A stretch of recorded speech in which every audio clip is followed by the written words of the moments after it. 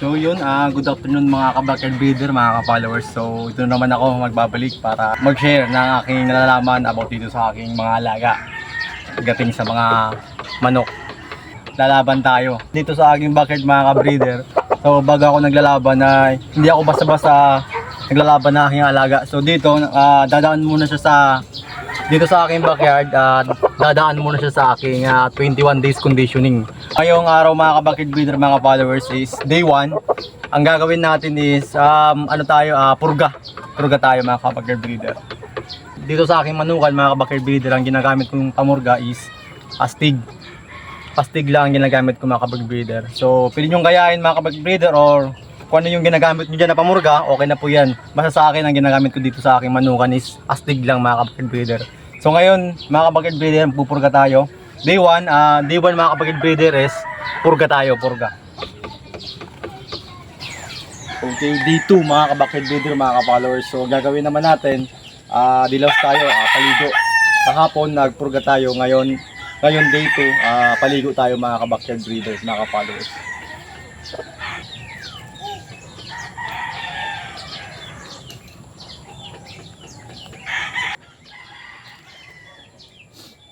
Pagkatapos natin paliguan mga ka-backyard, mga ka-followers, bilad na natin siya sa araw. At nandito na tayo mga ka-backyard breeder, mga ka-followers, sa day 3 ng ating 21 days conditioning. Ngayong day 3, wala siya ibang gagawin kundi mag-apo lang siya sa cord. Kasi nung day 1 tayo, purga, at nung day 2 nagpaligo tayo. So hindi pa siya masyadong nakaka-recover yung katawan niya. So bigyan natin siya ng rest ng isang araw.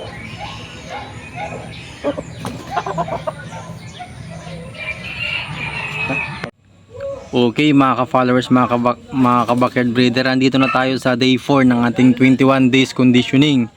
Sa day 4, 5 and 6, kailangan natin magpailaw, magpalakad, magpakaskas, tsaka sampi, or kung meron pa tayong mga fly pen mga ka-backyard breeder, ilagay natin sila sa fly pen.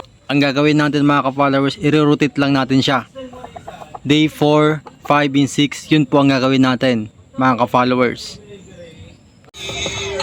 So yun, good morning mga ka-followers, mga ka-backyard breeder. So ngayon, ka 7 days na sa ating 21 days conditioning.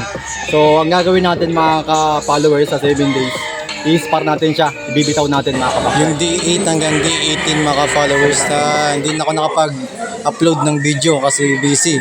Meron kasi akong emergency about sa aking family.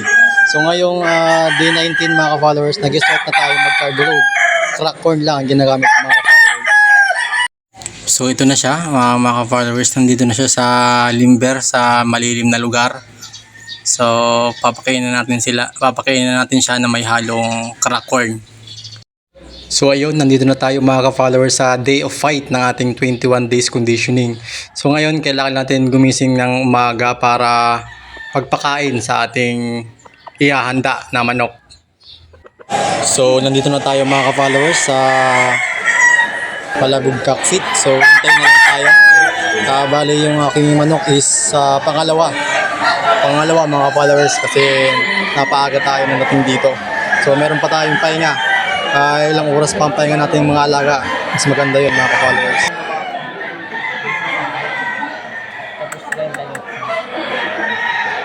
So ayun, good news mga ka-followers, panalo yung ating inahanda na manok. So yun, mabuti, maganda yung inalaro niya. Bali yung kalaban niya mga ka-followers is My Farm versus backyard lang.